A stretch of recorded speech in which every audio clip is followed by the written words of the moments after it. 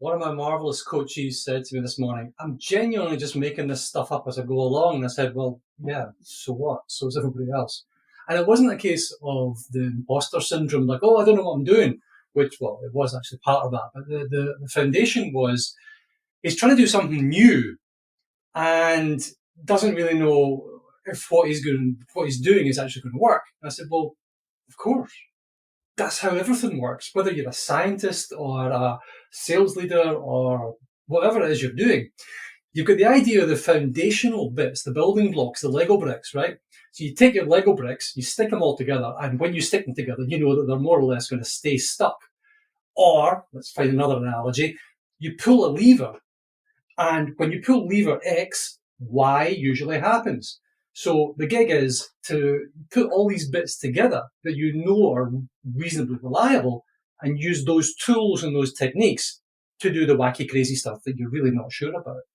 So when you're trying to invent something new, when you're trying to go somewhere you've never been before, or even better, to lead people to somewhere they wouldn't get on their own, you do it, I think, by using those levers, using those tools, those techniques that you're familiar with, and layering them, sticking them all together, because that's what makes it unique. In the same way that makes you unique, your stack of talents, your individual capabilities gathered together makes you very, very special in the world.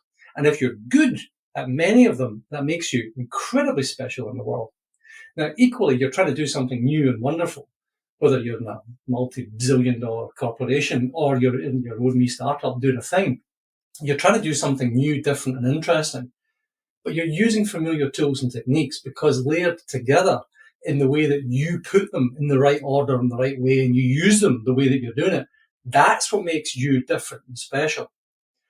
The challenge, I think, is making sure that when you're doing these foundational things, you're doing them right. You're doing them to the best of your ability.